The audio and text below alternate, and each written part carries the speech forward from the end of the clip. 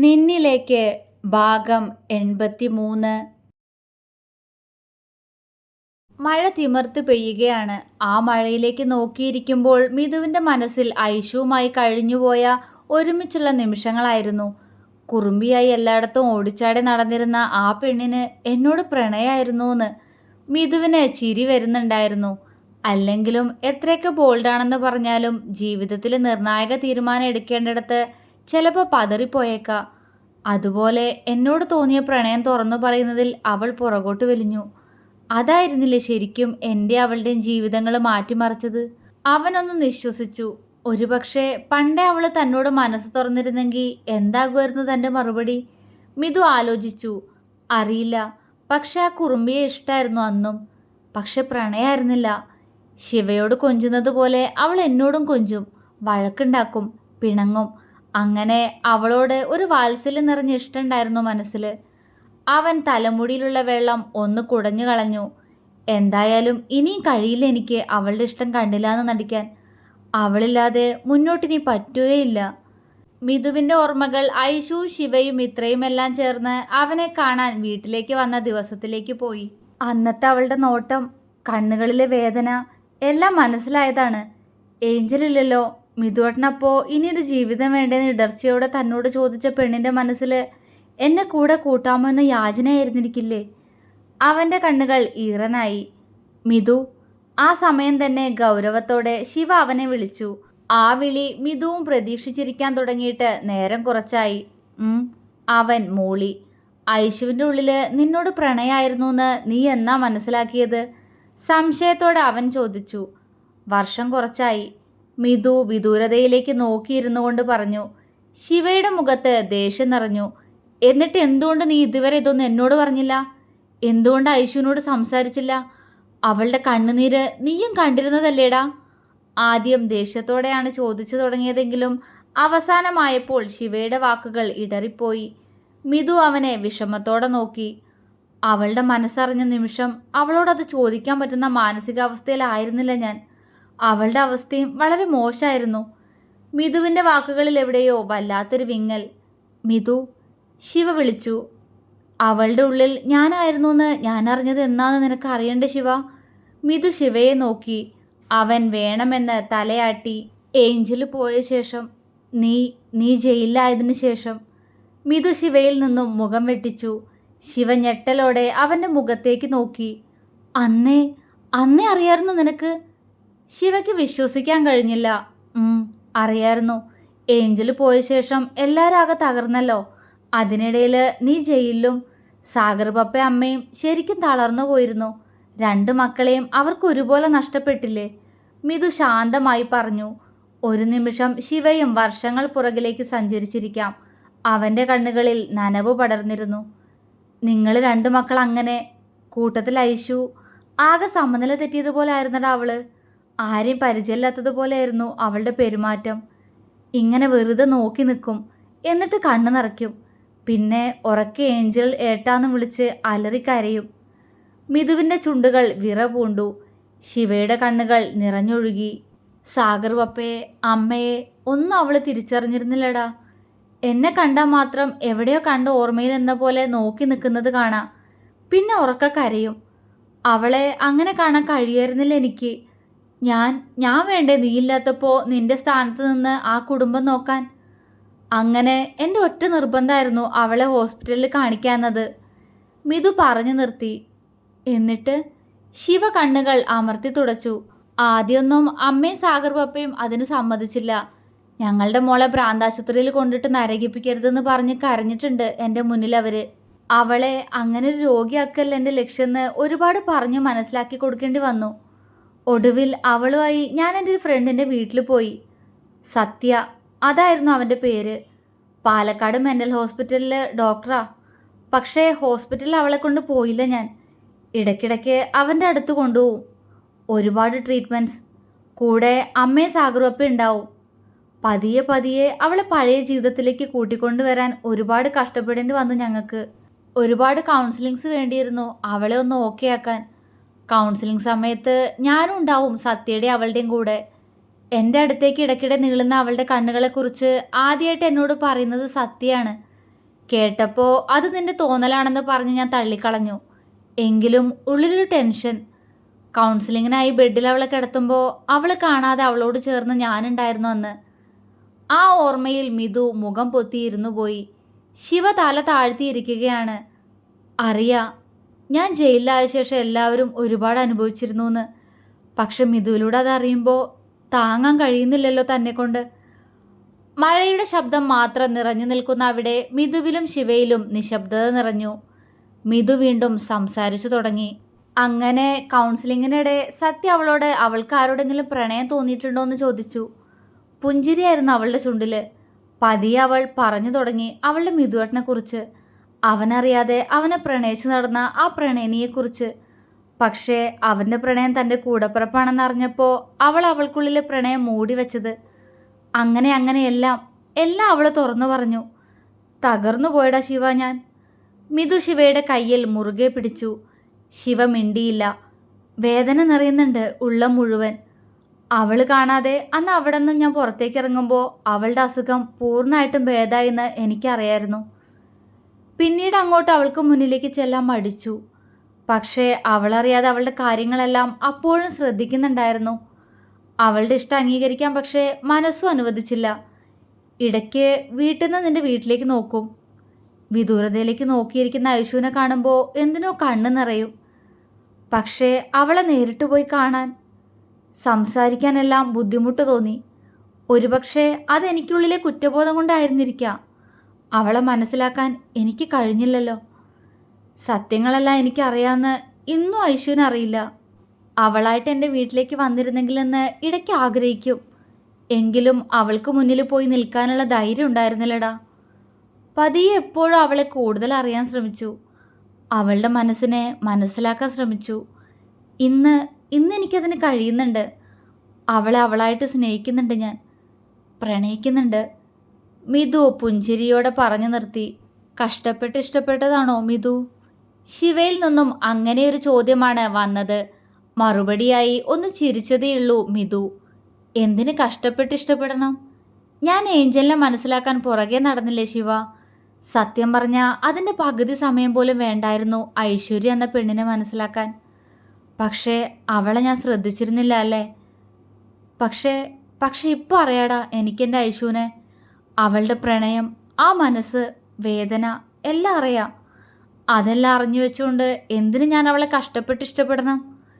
ഈ ഇഷ്ടം എൻ്റെ ഹൃദയത്തിൽ നിന്നുണ്ടായതാ. അവളെപ്പോലെ വർഷങ്ങളുടെ ഒരുപാട് കാത്തിരിപ്പൊന്നും എനിക്ക് പറയാനില്ലെങ്കിലും 2 വർഷമായി മിഥുൻ്റെ ഹൃദയം തുടിക്കുന്നത് മുഴുവൻ ഐശ്വര്യയ്ക്ക് വേണ്ടിയാ. ആത്മാർത്ഥമായിരുന്നു അവൻ്റെ വാക്കുകൾ. ശിവയുടെ മനസ്സ് നിറഞ്ഞു. അവൻ മിഥുവിൻ്റെ കൈകളിൽ അമർത്തിപ്പിടിച്ചുകൊണ്ട് അവനെ നോക്കി പുഞ്ചിരിച്ചു. പതിയെ ആ ചിരി മിഥുവിലേക്കും പരന്നു. പെട്ടെന്ന് ശിവയുടെ മുഖം മാറി. അത് കണ്ട് മിഥു നെറ്റി ചുളിച്ചു. എന്താടാ ശിവ? അവൻ ചോദിച്ചു. നിനക്കെങ്ങനെ ആക്സിഡൻ്റ് ഉണ്ടായെന്നറിയോ? അവൻ ചോദിച്ചു. അത് എൻ്റെ ഭാഗത്തുനിന്ന് മിസ്റ്റേക്കൊന്നും ഉണ്ടായിരുന്നില്ല എന്ന് തന്നെയാണ് എൻ്റെ വിശ്വാസം. മനഃപൂർവ്വം എനിക്ക് നേരെ മുന്നിലേക്ക് വണ്ടി കൊണ്ടുവന്ന് ഇടിച്ചിടാൻ ശ്രമിച്ചതുപോലെ തോന്നി. ആലോചനയോടെ മിഥു പറഞ്ഞു. മനഃപൂർവ്വം തന്നെയാ. ശിവയുടെ സ്വരം കടുത്തു. മിഥു ഞെട്ടി. ശിവ? അവൻ പകപ്പോടെ വിളിച്ചു. അതെ, ശിവ വീണ്ടും പറഞ്ഞു. പക്ഷേ ആർക്കാടാ എന്നോട് ഇത്രയും ശത്രുത? മിഥുവിനൊന്നും മനസ്സിലായില്ല. കിരൺ. ശിവയുടെ പല്ലുകൾ ദേഷ്യം കൊണ്ട് മുറുകി. കിരണോ? ഞെട്ടിക്കൊണ്ട് മിഥു തിണ്ണയിൽ നിന്നും എഴുന്നേറ്റ് നിന്നു. ശിവയും അവനൊപ്പം എഴുന്നേറ്റു. അതെ, അവൻ തന്നെ, കിരൺ, വരുണിൻ്റെ അനിയൻ. ശിവ കൈകൾ തിണ്ണയിൽ ചുരുട്ടിയിടിച്ചു. പക്ഷേ അവനെന്തിനാ എന്നെ? ഞാൻ അവനോട് എന്ത് തെറ്റാ? മിഥുവിന് വാക്കുകൾ പൂർത്തിയാക്കാൻ പോലും കഴിയുന്നില്ല. അറിയില്ല, അതുമാത്രം എനിക്കറിയില്ല. പക്ഷേ അവനാണ്. അവൻ പറഞ്ഞിട്ടാ അന്ന് നിന്നെ അവൻ്റെ ആളുകൾ കൊല്ലാൻ ശ്രമിച്ചത്. ഒരു ആക്സിഡൻറ്റിലൂടെ ആണെങ്കിൽ സംശയം തോന്നില്ല എന്ന് കരുതി കാണും. ശിവയുടെ മുഖത്ത് കിരണിനെ കൊല്ലാനുള്ള ദേഷ്യം നിറഞ്ഞു. പക്ഷേ ഇതിനും വേണ്ടി എന്ത് ശത്രുതയാ അവൻ എന്നോടുള്ളത് ശിവ? അതാ എനിക്ക് മനസ്സിലാവാത്തത്. മിഥു വിഷമത്തോടെ ചോദിച്ചു. നിനക്കന്ന് ആക്സിഡൻറ്റ് സംഭവിച്ച ശേഷം ഞാൻ വന്നിരുന്നില്ലേ നിൻ്റെ അടുത്തേക്ക്? അവിടെ നിന്ന് തിരികെ വീട്ടിലേക്ക് എത്തി കുറച്ചു നേരം കഴിഞ്ഞപ്പോൾ ഞങ്ങളുടെ വീട്ടിലേക്ക് 2 പേര് വന്നിരുന്നു. ശിവ അന്നത്തെ ദിവസം ഓർത്തെടുത്തു. ആരാണത്? മിതു ചോദിച്ചു. കിരണും മൈക്കിളും. അതും പറഞ്ഞ് അന്നുണ്ടായ കാര്യങ്ങളെല്ലാം ശിവ മിഥുനോട് തുറന്നു പറഞ്ഞു. അപ്പോ അവൻ തന്നെയാ. നിന്നോടുള്ള ദേഷ്യം തീർത്തതാവും ചിലപ്പോ എനിക്കിട്ട് പണിഞ്ഞിട്ട്. മിഥുവിൻ്റെ കൈമുഷ്ടി ചുരുങ്ങി. അതിലെനിക്കത്ര വിശ്വാസം പോരാ. വേറെ എന്തോ നമ്മൾ അറിയാത്തൊരു കാരണം ഇതിന് പിന്നിലുള്ളതുപോലെ. ശിവയുടെ കണ്ണുകൾ കുറുകി. വേറെ എന്ത്? മിഥുവിന് മനസ്സിലായില്ല. കണ്ടുപിടിക്കണം. നിന്നെ അന്ന് കൊല്ലാൻ ശ്രമിച്ചില്ലേ, ആ വണ്ടിയും അതിലുള്ളവന്മാരെ ഞാൻ കണ്ടുപിടിച്ചിരുന്നു. ശിവയൊന്ന് ചിരിച്ചു. മിഥു അവനെ മിഴിച്ചു നോക്കി. എന്നിട്ട് എന്നിട്ട് അവന്മാരെവിടെ ഇപ്പോ? പേടിയോടെ അവൻ ചോദിച്ചു. അവരിനി വരില്ല. അത്രമാത്രം അറിഞ്ഞാ മതി നീ. ക്രൂരമായ മുഖത്തോടെ ശിവ പറഞ്ഞു നിർത്തി മിഥുവിനെ നോക്കി. ആ മുഖം കണ്ട് അവന് പേടി തോന്നി. ശിവ പുഞ്ചിരിച്ചു. കിരണാണ് അവന്മാരെ കൊണ്ട് ഇത് ചെയ്യിപ്പിച്ചതെന്ന് അവർ സമ്മതിച്ചു. പക്ഷേ അതിന് പിന്നിലെ കാരണം അവർക്കും അറിയില്ല. ശിവ ഷെഡിൽ നിന്ന് പുറത്തേക്കിറങ്ങി. മഴ നന്നായി കുറഞ്ഞിരിക്കുന്നു. നീ ഒരുപാട് മാറിപ്പോയി ശിവ. ഇങ്ങനെയൊന്നും ആയിരുന്നില്ല ഞങ്ങളുടെ ശിവ. ഇങ്ങനെ ഒരു ദയയില്ലാത്ത ആളുകളെ കൊല്ലാനും മാത്രം നീ ക്രൂരനായത് എന്നു മുതലാ ശിവ? മിഥു ശിവയുടെ തോളിൽ പിടിച്ച് ഉലച്ചു. പുച്ഛത്തോടെ ശിവ അവൻ്റെ കൈകൾ തട്ടിയെറിഞ്ഞു. ഇങ്ങനെയൊന്നും ആയിരുന്നില്ല അല്ലേ ഞാൻ? ശരിയാ, ആയിരുന്നില്ല. എല്ലാവരും ചേർന്ന് ശിവദത്തൻ ഇങ്ങനെ ആക്കിയതല്ലേ. ഇപ്പോൾ നീ ചോദിച്ചില്ലേ മിഥു, ഇങ്ങനെ ഒരു ദയയില്ലാതെ എനിക്കെങ്ങനെ ആളുകളെ കൊല്ലാൻ കഴിയുന്നു? അപ്പോൾ അപ്പോൾ എന്താടാ നീ പറഞ്ഞ അതേ ദയ എന്നോടാരും കാണിക്കാതിരുന്നേ? പറ മിഥു. എൻ്റെ ഏഞ്ചലിനെ പിച്ചി ചിന്തി കൊന്നു കളഞ്ഞില്ലേ ആ മോൻ? അപ്പോൾ എവിടെ പോയി നീ പറഞ്ഞ ദയ? എൻ്റെ ഐശുവിനൊരു ഭ്രാന്തിയാക്കി തീർത്തില്ല അവന്മാരെല്ലാം ചേർന്ന്. അപ്പോൾ എവിടെ പോയി മിഥു നീ പറഞ്ഞ ദയ? പറയടാ. ശിവ അലറിക്കൊണ്ട് മിഥുവിനെ നെഞ്ചിൽ പിടിച്ച് പുറകിലേക്ക് തള്ളി. ഇരുവരുടെയും കണ്ണുകൾ നിറഞ്ഞിരുന്നു. അപ്പോഴേക്കും സന്തോഷത്തോടെ കഴിഞ്ഞിരുന്ന ഒരു കുടുംബം ഇങ്ങനെ തകർത്തപ്പോൾ ആരും ഞങ്ങളോട് നീ പറഞ്ഞ ദയ കാണിച്ചിട്ടില്ല മിഥു. പിന്നെ എന്തിനു ഞാൻ കാണിക്കണം? ഇല്ല, ക്ഷമിക്കാനും പൊറുക്കാനും കഴിയില്ല ശിവയ്ക്ക്. കൊല്ലും. എല്ലാത്തിനെയും തീർക്കും ഞാൻ. അങ്ങനെ എൻ്റെ ഏഞ്ചൽ ഇല്ലാത്തിടത്ത് ആ വാസുദേവനും വേണ്ട. അവനിപ്പോൾ ഓക്കെ എന്നറിഞ്ഞു ഞാൻ. വെറുതെ വിടില്ല ഞാൻ. ഒരിക്കൽ എൻ്റെ കയ്യിൽ നിന്ന് രക്ഷപ്പെട്ടതാ അവൻ. പക്ഷേ ഇനി അത് ഉണ്ടാവില്ല, ഉറപ്പാ. കിതപ്പോടെ അത്രയും പറഞ്ഞ് നിറഞ്ഞ കണ്ണുകൾ വാശിയോടെ അവൻ തുടച്ചു നീക്കി. കണ്ണുകളിൽ പകയെരിഞ്ഞു. മിഥു പേടിയോടെ ശിവയെ നോക്കി. അപ്പോ അതിനു വേണ്ടിയാണോ നിന്റെ തിരിച്ചുവരവ്? വിറയലോടെ മിഥു ചോദിച്ചു. ശിവ അവനെ നോക്കി ഒന്ന് പുഞ്ചിരിച്ചു. ഒരുപാട് അർത്ഥങ്ങളുള്ള പുഞ്ചിരി. ഈ വരവിന് പിന്നിൽ പല ഉദ്ദേശങ്ങളും ഉണ്ട്. അതിലൊന്ന് ആ വാസുദേവനെ തീർക്കുക എന്നത് തന്നെയാ. ശിവ ഷർട്ടിൻ്റെ സ്ലീവ് ഒന്ന് വിടർത്തി. നടക്കില്ല ശിവ. അത് വേണ്ട. വീണ്ടും ആദ്യം തൊട്ട് പ്രശ്നങ്ങൾ. ഒന്നും വേണ്ട. അയാൾ അവിടെ കഴിഞ്ഞോട്ടെ. നീ ഒന്നിനും പോണ്ട. സമ്മതിക്കില്ല ഞാനതിന്. ഞാൻ അച്ഛനോട് പറഞ്ഞു കൊടുക്കും. വീണ്ടും കേസ്, കോർട്ട്, ജയില്. എന്തിനാടാ ശിവ? വേണ്ടടാ. മിഥു ദേഷ്യത്തോടെ പറഞ്ഞു തുടങ്ങിയത് ഇടർച്ചയോടെ അവസാനിപ്പിച്ചു. ശിവ അവനെ നോക്കി പുച്ഛിച്ചു. നീ പറഞ്ഞു കൊടുക്ക്. നിന്റെ അച്ഛനിലും വലിയ പോലീസുകാരെ കണ്ടവനായി ശിവദത്തൻ. അതുകൊണ്ട് പോലീസെന്ന് പറഞ്ഞ് വരട്ടാൻ നോക്കല്ല നീ എന്നെ. ഇനി എന്തൊക്കെ വന്നാലും ശിവയുടെ തീരുമാനം മാറാനും പോണില്ല. ഒരേ ഒരാളുടെ അനുവാദം മാത്രമേ എനിക്കതിന് വേണ്ടിയിരുന്നുള്ളൂ. എൻ്റെ പപ്പയുടെ. ആ മനുഷ്യൻ്റെ സമ്മതം കിട്ടി. പിന്നെ ഇനി ലോകം തന്നെ എന്നോട് എതിർത്താലും ശിവയ്ക്കൊരു ചുക്കുമില്ല. നീ നിന്നെക്കൊണ്ട് പറ്റുന്നത് ചെയ്യേ. അതും പറഞ്ഞ് ദേഷ്യത്തോടെ ശിവ മുന്നോട്ട് നടന്നു. ശിവ പ്ലീസ് ഡാ. എൻ്റെ പേടി കൊണ്ട്. അല്ലാതെ ഞാൻ ആരോട് പറയാനാ? എന്നാലും ഒന്നുകൂടി ഒന്ന് മതി. മിഥു പറഞ്ഞ് പൂർത്തിയാക്കും മുന്നേ ശിവ കൈ ഉയർത്തിക്കൊണ്ട് അവനെ തടഞ്ഞു. പതിയെ അവന് നേരെ തിരിഞ്ഞു നിന്നു. ഒരുപാട് ആലോചിച്ചതാ. ഇനി അത് നടപ്പിലാക്കാൻ മാത്രമേ ഉള്ളൂ. അതുകൊണ്ട് ആ വിഷയം നീ ഇനി പറയണ്ട. ഒരു താക്കീത് പോലെ ശിവ പറഞ്ഞു. മിഥു അവനെ ദയനീയമായി നോക്കി. ശിവയൊന്ന് നിശ്വസിച്ചു. അതൊക്കെ പോട്ടെ, നീ ഇനി എപ്പോഴാ എൻ്റെ ഐശുവിനോട് നിന്റെ ഇഷ്ടം തുറന്നു പറയാൻ പോകുന്നേ? ഗൗരവത്തോടെ ശിവ ചോദിച്ചു. ഉടൻ. മിഥു പുഞ്ചിരിച്ചു. ഓക്കെ, ഇന്ന് ഞാൻ അവളെ നിന്റെ വീട്ടിലേക്ക് അയക്കും. ഇന്ന് തന്നെ പറഞ്ഞേക്കണം. വാ പോവാം. അതും പറഞ്ഞ് ശിവ കാറിൻ്റെ അടുത്തേക്ക് നടന്നു. മിഥു അവനെ മിഴിച്ചു നോക്കി. അയ്യോ, ഇന്നോ? ഇന്ന് ഇന്ന് വേണ്ടടാ. അവനിൽ പരിഭ്രമം. ശിവ അവനു നേരെ തിരിഞ്ഞു നിന്ന് അവനെ കൂർപ്പിച്ചു നോക്കി. അവൾ ഇന്ന് അങ്ങോട്ട് വരികയും ചെയ്യും, നീ ഇന്ന് അവൾക്ക് മുന്നിൽ നിന്റെ മനസ്സ് തുറക്കുകയും ചെയ്യും. അതിലിനി മാറ്റമൊന്നുമില്ല. ഇതാണ് എൻ്റെ തീരുമാനം. അനുസരിച്ചാൽ മതി. അവന് നേരെ വിരൽ ചൂണ്ടി ഗൗരവത്തോടെ പറഞ്ഞ് ശിവ കാറിനടുത്തേക്ക് പോയി. മിതു അവൻ പോകുന്ന വഴിയെ കൂർപ്പിച്ചു നോക്കി. തെണ്ടി, ഇവൻ ആരാ, രാജാവോ കൽപ്പിക്കാൻ? മുഖം വീർപ്പിച്ച് ഓരോന്ന് പിറുപിറുത്ത് മിതു കാറിൻ്റെ ഡോറ് തുറന്ന് കോ ഡ്രൈവിംഗ് സീറ്റിലേക്ക് കയറിയിരുന്ന് ശിവയെ തറപ്പിച്ചു നോക്കി. എന്താടാ? അത് കണ്ട് പുച്ഛത്തോടെ ശിവ ചോദിച്ചു. ഒന്നുമില്ല, പരിഭവത്തോടെ അവൻ പറഞ്ഞു. ശിവ ചിരിയോടെ കാറ് മുന്നോട്ടെടുത്തു. വല്ലാതെ വീർപ്പിക്കണ്ട. ഇന്നെൻ്റെ ഐശു നിന്റെ വീട്ടിലേക്ക് വന്ന് തിരികെ പാലക്കലിലേക്ക് വരുമ്പോഴേക്കും അവൾ എല്ലാ അർത്ഥത്തിലും ഹാപ്പി ആയിരിക്കണം. മിതുവിനെ ഒരിക്കൽ കൂടി ഓർമ്മിപ്പിച്ച് ശിവയുടെ കാർ മുന്നോട്ട് കുതിച്ചു. മിതു സീറ്റിലേക്ക് ചാരിയിരുന്ന് കണ്ണുകൾ അടച്ചു. ചുണ്ടിൽ ഒരിളം ചിരി വിരിഞ്ഞു. ഐശുവിന് വേണ്ടി മാത്രമായി. കിരൺ സിറ്റ് ഔട്ടിലിരുന്ന് ആർക്കോ ഫോൺ ചെയ്യുകയാണ്. എടാ, നീ അപ്പോൾ പറഞ്ഞത് ഞാൻ കേട്ടു. പക്ഷേ ആ പെണ്ണ് നിങ്ങളെല്ലാം ഇങ്ങനെ നോക്കണമെന്നുണ്ടെങ്കിൽ അതിന് പിന്നിൽ എന്തോ ഉണ്ട്. ചിലപ്പോൾ ആ ശിവ പറഞ്ഞു കാണും അവളോട് നമ്മളെക്കുറിച്ച്. അതാ ഞാൻ നിന്നോടൊക്കെ ഇങ്ങോട്ട് പോന്നോളാൻ പറഞ്ഞത്. ശരി വെച്ചോ. ഇനി ഞാൻ പറയാതെ ഒരു നീക്കവും വേണ്ട, അവൻ ഗൗരവത്തോടെ പറഞ്ഞു. മറുവശത്ത് കോൾ കട്ടായി. കിരൺ വലിഞ്ഞു മുറുകിയ മുഖത്തോടെ അതേ ഇരിപ്പ് തുടർന്നു. നീ എത്രയൊക്കെ രക്ഷിക്കാൻ നോക്കിയാലും അവൾ എൻ്റെ കയ്യിൽ തന്നെ വന്ന് പെടും ശിവ.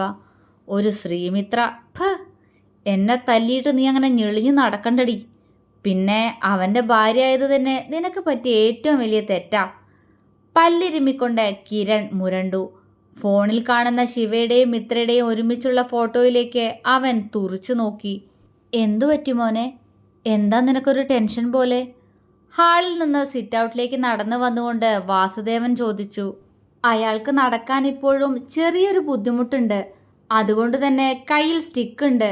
ഇത്രയും കാലം യൂറിൻ പോകാൻ ട്യൂബ് ഇട്ടിരുന്നു. ഇപ്പോൾ ആ പ്രശ്നവും മാറി ആള് പൂർവാധികം ശക്തിയോടെ തിരിച്ചു വരികയാണ്.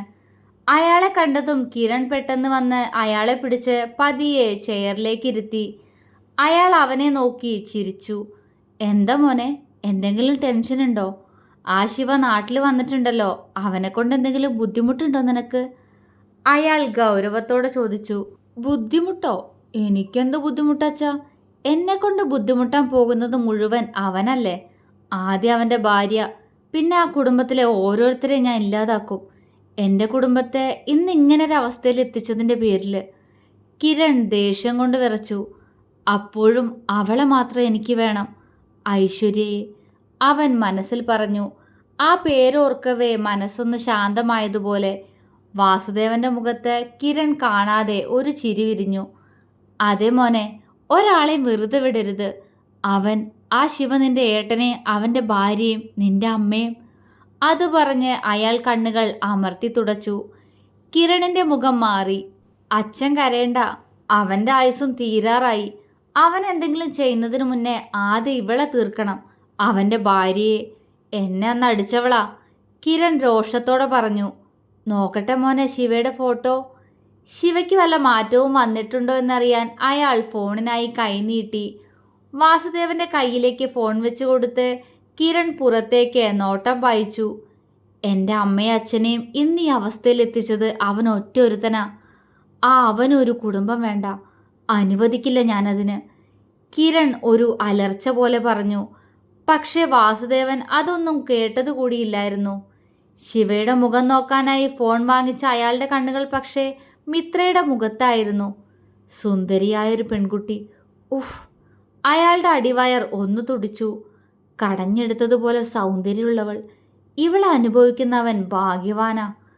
കാമത്തോടെ അയാളുടെ വിരലുകൾ മിത്രയുടെ ചുണ്ടിലൂടെ ഒഴുകി നടന്നു. വർഷങ്ങൾക്ക് ശേഷം തൻ്റെ ആരോഗ്യം വീണ്ടെടുത്തിട്ടും ഇതുവരെയും ഒരു പെണ്ണിൻ്റെ രുചി അറിഞ്ഞിട്ടില്ല. പക്ഷേ ഇവളെ വേണം എനിക്ക്. ഒരിക്കലെങ്കിലും പോരാ, ഒരിക്കൽ മാത്രം അറിഞ്ഞാൽ പോരാ ഇവളെ. വീണ്ടും വീണ്ടും ഇവളിൽ അലിഞ്ഞു ചേരണം. അത്രത്തോളം കൊതിപ്പിക്കുന്ന ശരീരം. അയാളുടെ വിരലുകൾ അവളുടെ മുഖത്തു നിന്നും അവളുടെ മാറിനടുത്തേക്ക് ചലിച്ചു. അച്ഛാ! അതേ നിമിഷം തന്നെ കിരൺ അയാളെ വിളിച്ചു. ഞെട്ടിക്കൊണ്ട് അയാൾ അവൻ്റെ മുഖത്തേക്ക് നോക്കി. അച്ഛനുള്ള നല്ലൊരു വാർത്ത ഉടനെ ഞാൻ അച്ഛനെ കേൾപ്പിക്കും. അതുവരെ അച്ഛൻ ഇവിടെ സന്തോഷമായിട്ടിരിക്കണം. വാസുദേവന്റെ തോളിൽ തട്ടി അത്രയും പറഞ്ഞുകൊണ്ട് അയാളുടെ കയ്യിൽ നിന്നും ഫോണും വാങ്ങി അവൻ അകത്തേക്ക് കയറിപ്പോയി. ഛേ, ആ ഫോട്ടോ എൻ്റെ ഫോണിലേക്ക് ഷെയർ ചെയ്താൽ മതിയായിരുന്നു, അയാൾ നിരാശയോടെ ഓർത്തു. കൈകൾ അടിവയറിലൊന്ന് അമർന്ന നിമിഷം പണ്ട് ശിവ അയാളിൽ ഏൽപ്പിച്ച മുറിവ് അയാൾക്ക് ഇപ്പോൾ എന്ന പോലെ വേദനിച്ചു. വിറയലോടെ അയാൾ കൈ പുറകോട്ട് വലിച്ചു. പതിയെ പുച്ഛത്തോടെ ഒന്ന് ചിരിച്ചു. നിന്റെ അനിയത്തിയെ ഞാൻ പിച്ചു ചീന്തിയത് കണ്ടിട്ടല്ലേടാ നീ അന്ന് എന്നെ ഇത്രയും ഉപദ്രവിച്ചേ? അപ്പോ നിന്റെ ഭാര്യയെ ഞാനൊന്ന് സ്നേഹിച്ച എന്തായിരിക്കും നിന്റെ പ്രതികരണം? അയാൾ ചുണ്ടുകോട്ടി. അവളെ ഉപദ്രവിക്കില്ല ഞാൻ. ആ പനിനീർ പുഷ്പത്തെ എങ്ങനെ ഉപദ്രവിക്കും? ഒരു പൂവിനെ തലോടും പോലെ തലോടും ഞാൻ. അത്രത്തോളം ഒറ്റ നോട്ടത്തിൽ അവളുടെ ശരീരവും സൗന്ദര്യവും എന്നെ കുതിപ്പിച്ച് കളഞ്ഞു. കാമാസക്തിയോടെ അയാൾ പുലമ്പി. നാവുകൊണ്ട് ചുണ്ടൊന്ന് നനച്ചു. ചെയറിലേക്ക് ചാരിയിരുന്ന് കണ്ണുകളടയ്ക്കുമ്പോഴും മിത്രയെ അറിയാനുള്ള കൊതിയിലായിരുന്നു വാസുദേവന്റെ മനസ്സ്. സിറ്റ് ഔട്ടിൽ നിന്നും കിരൺ നേരെ പോയത് ഭാരതിയുടെ റൂമിലേക്കാണ്. അവിടെ ബെഡിലൊന്ന് അനങ്ങാൻ പോലും കഴിയാതെ കിടക്കുന്ന അമ്മയെ കണ്ട് കിരണിന്റെ കണ്ണുകൾ നിറഞ്ഞു. അവൻ പതിയെ അവർക്കടുത്തേക്ക് ഇരുന്നു. അവനെ കണ്ടതും അവരുടെ കണ്ണുകൾ നിറഞ്ഞു. എന്തിനാ അമ്മ കരയുന്നേ? ഞാനില്ലേ അമ്മയ്ക്ക്? അവൻ സ്നേഹത്തോടെ ചോദിച്ചു. അവരുടെ കണ്ണുകൾ അപ്പോഴും നിറയുകയാണ്. എന്താ അമ്മ ഈ കണ്ണ് നിറയുന്നതിൻ്റെ അർത്ഥം? എൻ്റെ അമ്മ പഴയതെല്ലാം ഓർത്തെടുക്കാൻ ശ്രമിക്കുന്നുണ്ട് എന്ന് ഡോക്ടർ പറഞ്ഞു. പെട്ടെന്ന് തന്നെ അമ്മയ്ക്ക് എല്ലാം ഓർമ്മ കിട്ടും, സംസാരശേഷിയും തിരികെ കിട്ടും. പിന്നെ ഏതു നേരവും നമുക്കിങ്ങനെ കിടന്നാൽ മാത്രം മതിയോ? നടക്കണ്ടേ? എല്ലാം ശരിയാവും അമ്മേ. കിരൺ അമ്മയുടെ കണ്ണുകൾ തുടച്ചു കൊടുത്ത് പതിയെ അവരുടെ കവിളിൽ അമർത്തി ചുംബിച്ചുകൊണ്ട് അവിടെ നിന്നും എഴുന്നേറ്റു. ഡോറിൻ്റെ അടുത്തേക്ക് നടക്കും മുന്നേ അവനൊന്ന് നിന്നു. അമ്മ ഇവിടെ നിന്ന് എഴുന്നേക്കും മുന്നേ തന്നെ അമ്മയ്ക്കുള്ള സന്തോഷ വാർത്തയായിട്ട് ഞാൻ വരൂ അമ്മേ. അവൻ അവരെ തിരിഞ്ഞു നോക്കി. ഭാരതി അവനെ നോക്കി കിടക്കുകയാണ്. ആ ശിവയെയും പാലക്കലിലെ ഓരോരുത്തരെയും ഞാൻ ഇല്ലാതാക്കും. നമ്മുടെയൊക്കെ ജീവിതം ഇങ്ങനാക്കി അവനോട് നമുക്ക് അങ്ങനെയെങ്കിലും പകരം വീട്ടേണ്ട അമ്മേ. അവൻ ക്രൂരമായ മുഖത്തോടെ ചോദിച്ചു. ഭാരതിയുടെ കണ്ണുകൾ മിഴിഞ്ഞു വന്നു. ആ കണ്ണുകൾ വീണ്ടും നിറഞ്ഞു. പക്ഷേ അമ്മേ, ഐശുല്ലേ, ഐശ്വര്യ, അവളോട് എനിക്കൊരിഷ്ടമുണ്ട്. അവളെ മാത്രം എനിക്ക് വേണം. എൻ്റെ പെണ്ണായിട്ട് ഇങ്ങോട്ട് കൊണ്ടുവരും ഞാൻ, അമ്മയുടെ മരുമകളാക്കി.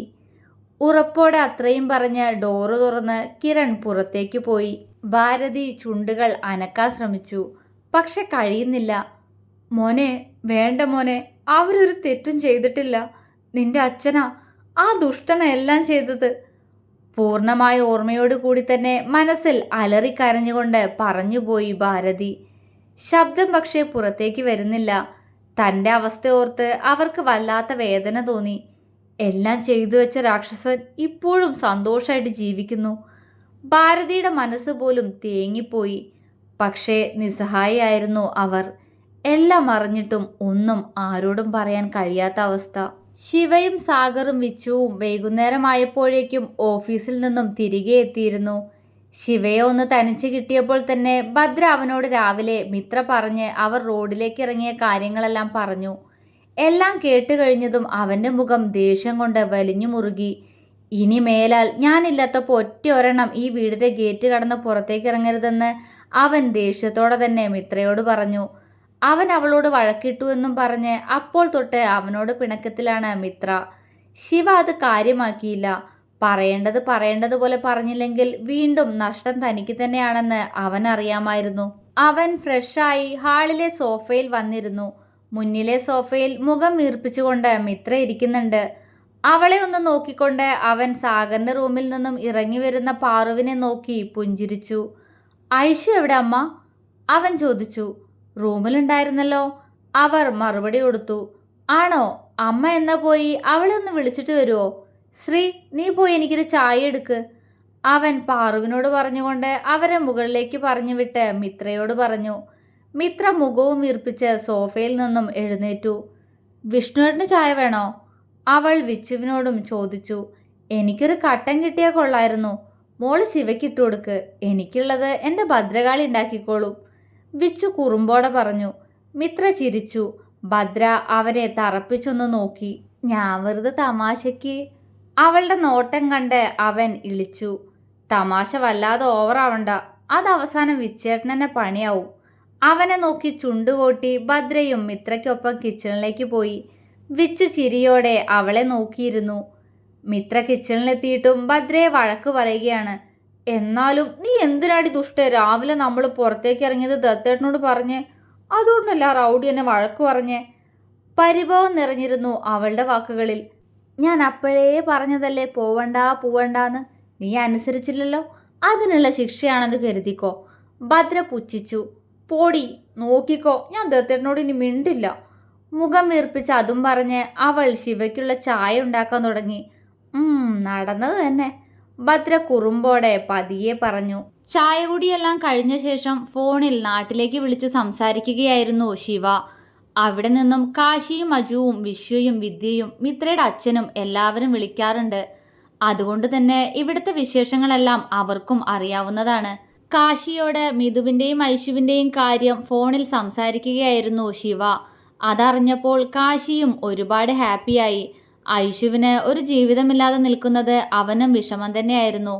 അങ്ങനെ അവനോടും സംസാരിച്ച് കോള് കട്ട് ചെയ്ത് സിറ്റ് ഔട്ടിൽ നിന്നും ഹാളിലേക്ക് കയറിയപ്പോഴാണ് അവിടെ സോഫയിൽ എന്തോ ആലോചിച്ചിരിക്കുന്ന ഐശുവിനെ അവൻ കണ്ടത്. ശിവ പുഞ്ചിരിയോടെ അവൾക്കടുത്തേക്ക് പോയിരുന്നു. അപ്പോഴും അതൊന്നും അറിയാതെ ഏതോ ലോകത്താണ് അവൾ. ഐശു. അവളുടെ തോളിലൂടെ കൈയിട്ട് അവളെ ചേർത്തു പിടിച്ച് ശിവ വിളിച്ചു. ഐശു ഞെട്ടിക്കൊണ്ട് അവൻ്റെ മുഖത്തേക്ക് നോക്കി. അവളുടെ കണ്ണുകൾ നിറഞ്ഞിരുന്നു. ശിവ അലിവോടെ അവളെ നോക്കി. അവൾ പതർച്ചയോടെ പെട്ടെന്ന് കണ്ണുകൾ അമർത്തി തുടച്ചു. പേടിച്ചു പോയോ നീ? അവൻ ചോദിച്ചു. അത് ഞാനെന്തോ ഓർത്തിരിക്കുകയായിരുന്നു, അതാ, അവൾ പറഞ്ഞു. ഇങ്ങനെ കരയാനും വേണ്ടി ആരെ ഓർത്തത്? ഏഞ്ചലിനെയാണോ? അവൻ അവളെ സൂക്ഷിച്ചു നോക്കി. അല്ല. അവളുടെ ശബ്ദം താഴ്ന്നു. പിന്നെ? അവൾ മിഥുവിനെ ഓർത്താണ് കണ്ണു നിറച്ചതെന്ന് അറിയാമായിരുന്നിട്ടും ശിവ വീണ്ടും ചോദിച്ചു. ആരെയില്ല, വെറുതെ ഓരോന്ന്. അവൾ കള്ളം പറഞ്ഞു. ശരി.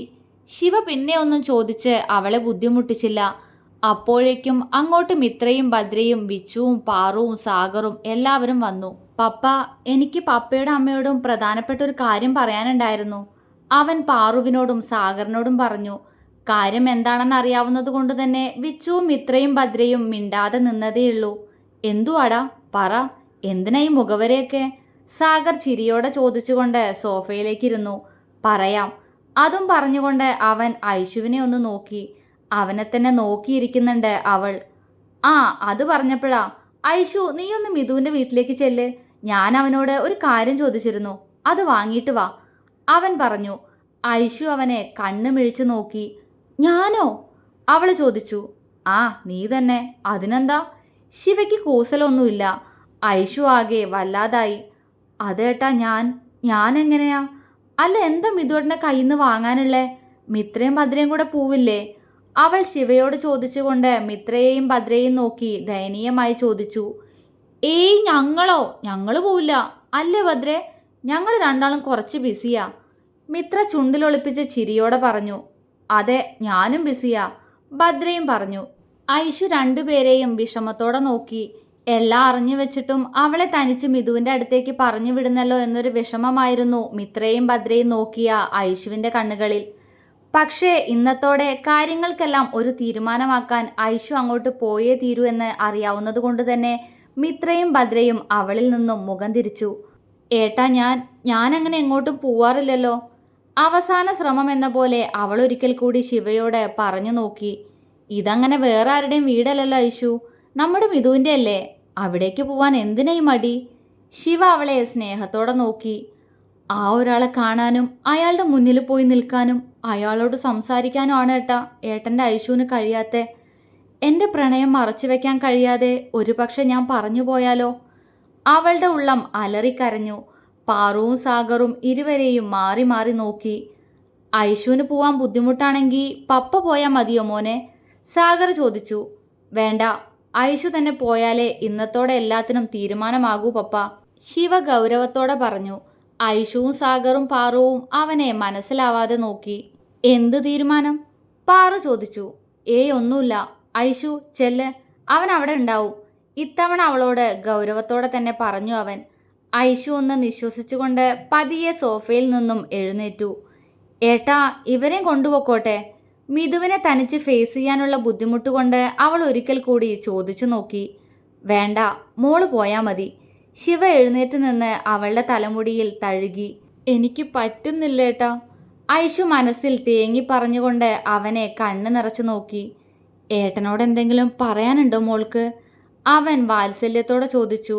അവളില്ല എന്ന് തലയാട്ടി. നിനക്ക് പറയാനുണ്ടാവും ഐഷു. ഏട്ടൻ അത് നിന്റെ നാവുന്ന് തന്നെ കേൾക്കുകയും വേണം.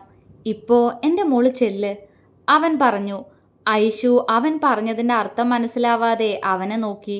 ശിവ അവളെ നോക്കി പുഞ്ചിരിച്ചു. എല്ലാവരെയും ഒന്ന് നോക്കി ഐഷു പുറത്തേക്ക് ഇറങ്ങിപ്പോയി.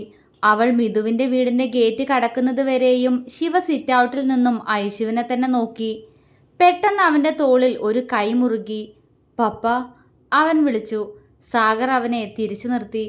എന്താ നിന്റെ മനസ്സിൽ? എന്തുവാ ഞങ്ങളോട് പറയാനുള്ളത് നിനക്ക്?